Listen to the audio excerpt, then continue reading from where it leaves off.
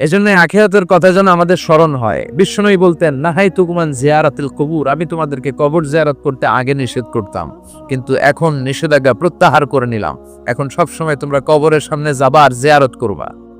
কবরস্থানে জানতো বড়ুয়া কৃষ্ণপুরের এই গ্রামের কবরস্থান আছে কোন দিকে? পূর্ব দিকে আছে, গোকরার জলের ওদিকে। জান আপনারা? একটু যাবেন, একটু গেলে আখিরাতের কথাটা স্মরণ হবে।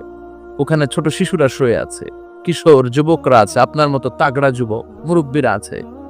এরা এই এলাকায় থাকতেও এরা আকাশ থেকে নেমে আসে না, এই এলাকার সন্তান আজ নাই। একটা সার্টেন পিরিয়ড শেষে আপনিও থাকবেন না। This is the nature of life, this is the circle of life. ছোট্ট শিশু হয়ে এসেছিলেন, শৈশব, কৈশোর, যৌবন, প্রৌঢ়ত্ব। আগে ছিলেন সিঙ্গেল, বিয়ে করে হয়ে গেলেন ডবল। এরপরে আল্লাহ আপনাকে একটা মেয়ে দিল, এরপরে মেয়েকে বিয়ে দিয়ে শ্বশুর হলেন, এরপরে ওই মেয়ের ঘরে সন্তান হতে নানা হলেন। আর কতদিন? অনেক দিন হলো তো, অনেক লম্বা সময় পেয়েছেন আপনি। Think about that. এবার যাওয়ার কথা ভাবেন, আখিরাতের সামানের কথা ভাবেন, ফিরে যেতে হবে। কি শক্তিশালী যুবক, বার্ধক্য চলে আসলে লাঠি ছাড়া চলতে পারে না। কুচকুচে কালো দাড়ি সাদা হয়ে যায়, দাড়ির শুভ্রতা, বয়সের ভার, রং ধরা যৌবন জং ধরে শেষ। ঠিক কি না?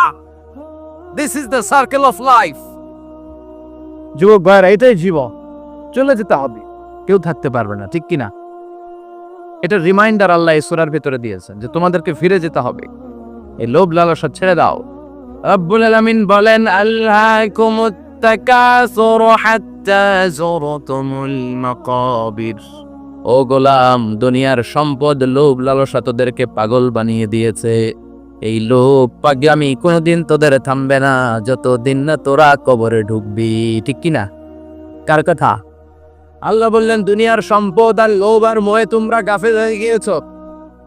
আখিরাতের কথা বেমালুম তোমরা ভুলে গিয়েছো, কিন্তু আখিরাতে তোমাদের যেতেই হবে, কবরের বাড়িতে তোমাদের ঢুকতেই হবে। ঠিক কিনা? যেতেই হবে। আমরা ভুলে যাই।